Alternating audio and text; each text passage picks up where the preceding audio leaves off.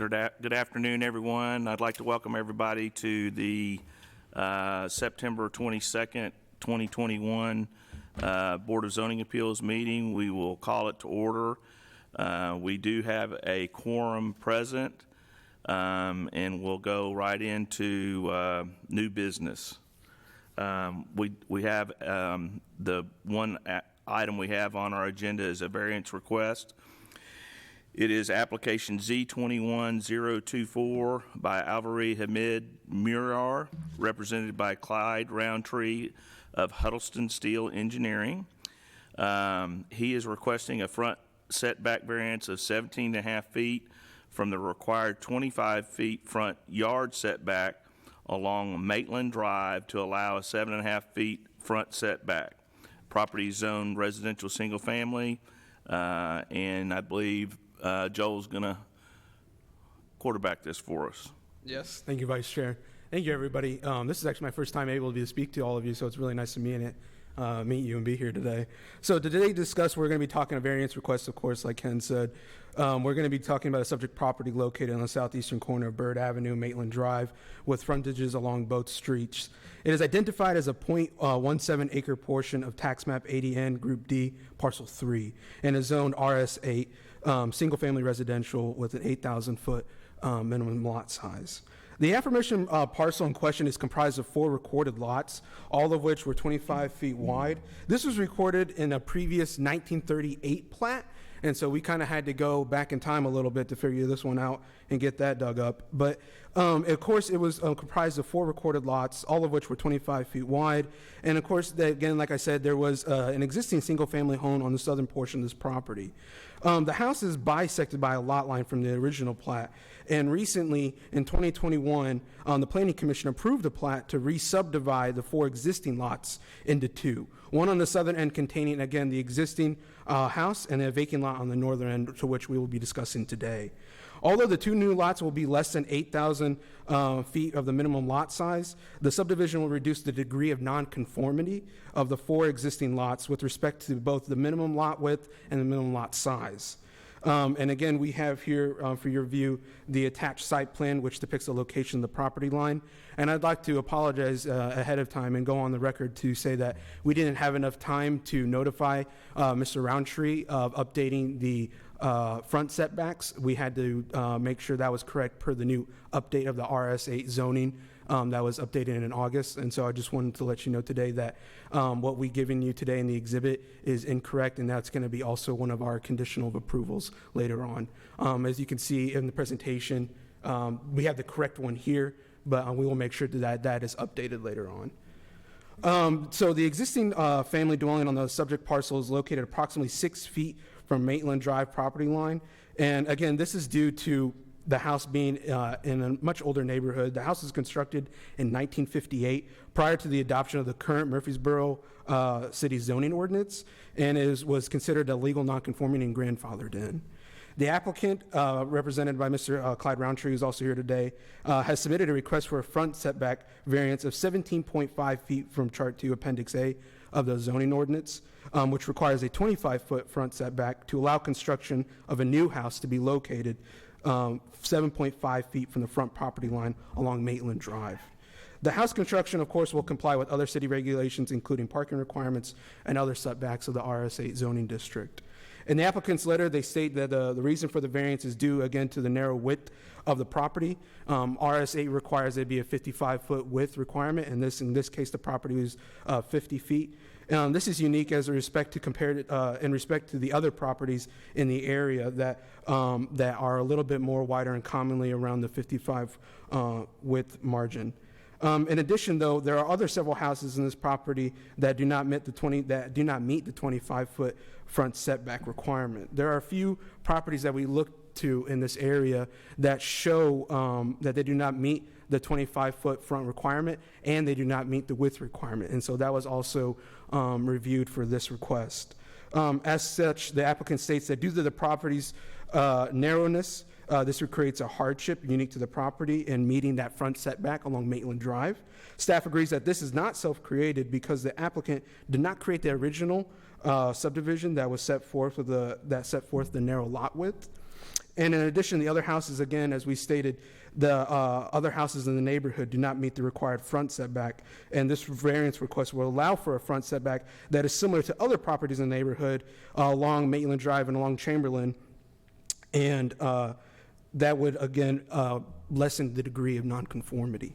And so as you can see in the applicant's letter, which is also given to you as well, we kind of discuss really per our zoning ordinance requirements for the standards for variances of Section 10 to meet and demonstrate that these new standards and that these new proposals satisfy the requirements for the variance. And in the following for the standards of the variances, I'd like to go over again just real quick, just each one to review and see how the applicant has demonstrated that and what the staff agrees with that. And so for the first one, that there are practical difficulties due to specifically identified characteristics of the land, such as the narrowness, shallowness, shape, et cetera, and of course that is extraordinarily and particularly difficult and results in an undue hardship. And so staff conducting its analysis agrees with the applicant that the granting of this variance would, of course, be met. This unique hardship is met because of the narrowness and of the site, being that it's only 50 feet wide, and then of course the RSA zoning requires a 55-foot width requirement. For standard 2, variance standard number 2, it was asked that the unusual characteristics of the subject land as compared to other land in the same zoning classification are also unusual. And in reviewing this, staff also agrees that the other properties in the neighborhood are primarily wider and generally larger than the subject property, but also, again, that there are other properties that do not conform to these requirements of the RS8 zoning. And so staff agrees that this unique hardship is met for variance standard number 2. For variance in the standard number 3, that the requested variances are due to specifically identified characteristics or hardship that were not created by any action or inaction of the owner or owner's agent. Staff agrees that this hardship is narrow lot and is not self-created, because again, that they did not do the original subdivision for this lot, and the proposed re-subdivision into the 2 lots is improving the site conditions for development and reducing the degree of nonconformity. So again, staff agrees that this unique hardship is meant for variance standard number 3. For variance standard number 4, the granting of the requested variance will not be unduly detrimental to other land in the vicinity of the land for which the variance is requested.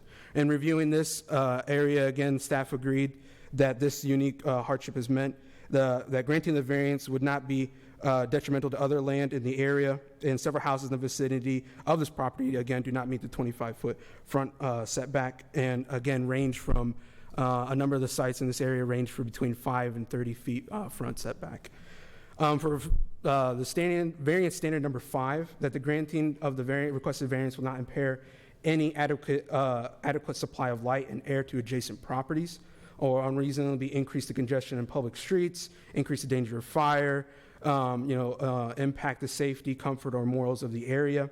Staff reviewed this and also agrees that this standard is met, that the granting of this variance would not impair light, air, or increase congestion, danger of fire, or otherwise endanger the public health of this area.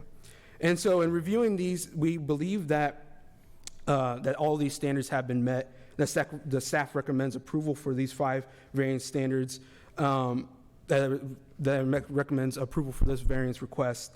And then in addition, that we ask for this approval, that we ask per section 10 of subsection G, conditions on a variance, conditions on a variances, that this be conditionally approved. We ask for 4 specific conditions of approval, that prior to any issuance of permits, including building permits, the final plat re-subdividing the property shall be recorded with the Rutherford County Registrar's Office. In addition, the plat shall be revised to include specifics of this variance as required by the subdivision regulations.